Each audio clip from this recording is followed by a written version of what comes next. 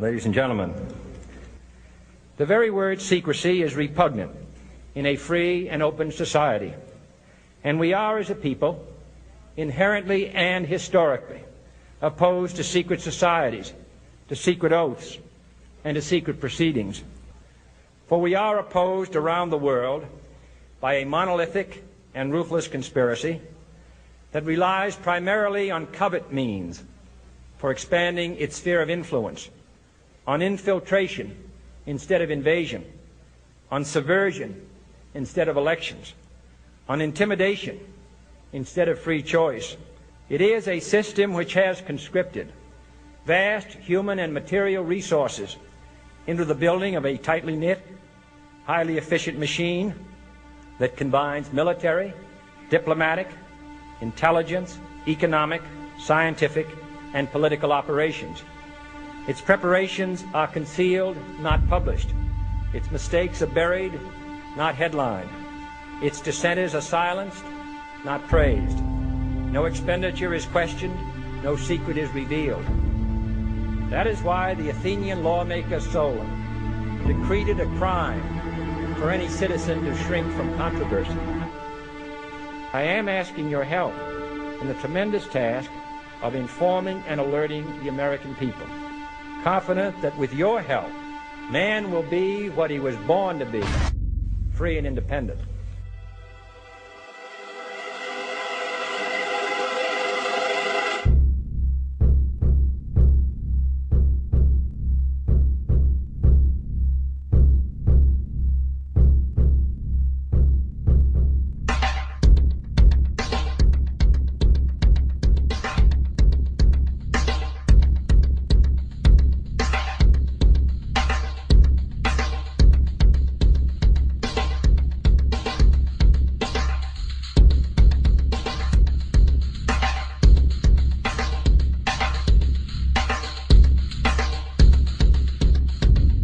In 1775, the American Revolutionary War began as the American colonies sought to detach from England and its oppressive monarchy.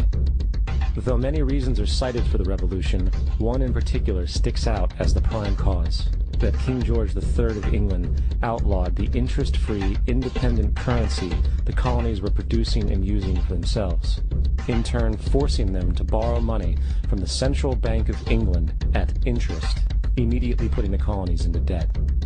And, as Benjamin Franklin later wrote, the refusal of King George III to allow the colonies to operate an honest money system which freed the ordinary man from the clutches of the money manipulators was probably the prime cause of the revolution.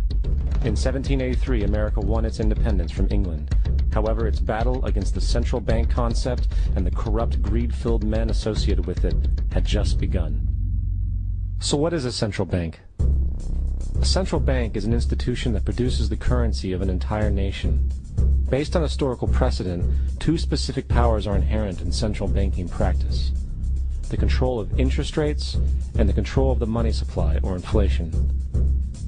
The central bank does not simply supply a government's economy with money, it loans it to them at interest.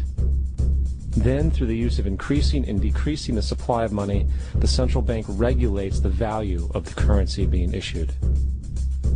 It is critical to understand that the entire structure of this system can only produce one thing in the long run: debt. It doesn't take a lot of ingenuity to figure this scam out. For every single dollar produced by the central bank is loaned at interest. That means every single dollar produced is actually the dollar plus a certain percent of debt based on that dollar.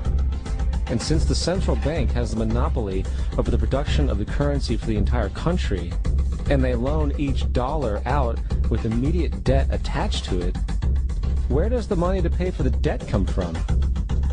It can only come from the central bank again, which means the central bank has to perpetually increase its money supply to temporarily cover the outstanding debt created, which in turn, since that new money is loaned out at interest as well, creates even more debt. The end result of this system without fail is slavery, for it is impossible for the government and thus the public to ever come out of the self-generating debt. The founding fathers of this country were well aware of this.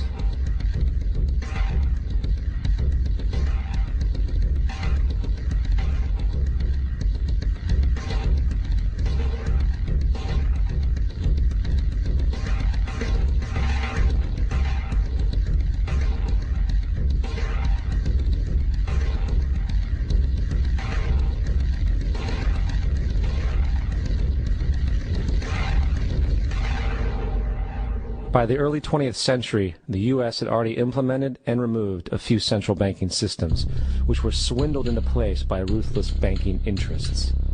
At this time, the dominant families in the banking and business world were the Rockefellers, the Morgans, the Warburgs, the Rothschilds. And in the early 1900s, they sought to push, once again, legislation to create another central bank. However, they knew the government and public were very weary of such an institution, so they needed to create an incident to affect public opinion. So, J.P. Morgan, publicly considered a financial luminary at the time, exploited his mass influence by publishing rumors that a prominent bank in New York was insolvent or bankrupt. Morgan knew this would cause mass hysteria, which would affect other banks as well. And it did. The public, in fear of losing their deposits, immediately began mass withdrawals. Consequently, the banks were forced to call in their loans, causing the recipients to sell their property, and thus a spiral of bankruptcies, repossessions, and turmoil emerged. Putting the pieces together a few years later, Frederick Allen of Life magazine wrote, "The Morgan interests took advantage to precipitate the panic, guiding it shrewdly as it progressed." Unaware of the fraud, the Panic of 1907 led to a congressional investigation headed by Senator Nelson Aldrich, who had intimate ties to the banking cartels and later became part of the Rockefeller family through marriage. The commission, led by Aldrich, recommended a central bank should be implemented so a panic like 1907 could never happen again. This was the spark the international bankers needed to initiate their plan. In 1910, a secret meeting was held at a J.P. Morgan estate on Jekyll Island off the coast of Georgia. It was there that the central banking bill called the Federal Reserve Act was written. This legislation was written by bankers, not lawmakers. This meeting was so secretive, so concealed from government and public knowledge, that the 10 or so figures who attended were told they could only use their first names in addressing each other. After this bill was constructed, it was then handed over to their political frontman, Senator Nelson Aldrich, to push through Congress. And in 1913, with heavy political sponsorship by the bankers, Woodrow Wilson became president, having already agreed to sign the Federal Reserve Act in exchange for campaign support. And 2 days before Christmas, when most of Congress was at home with their families, the Federal Reserve Act was voted in, and Wilson in turn made it law. Years later, Woodrow Wilson wrote, in regret,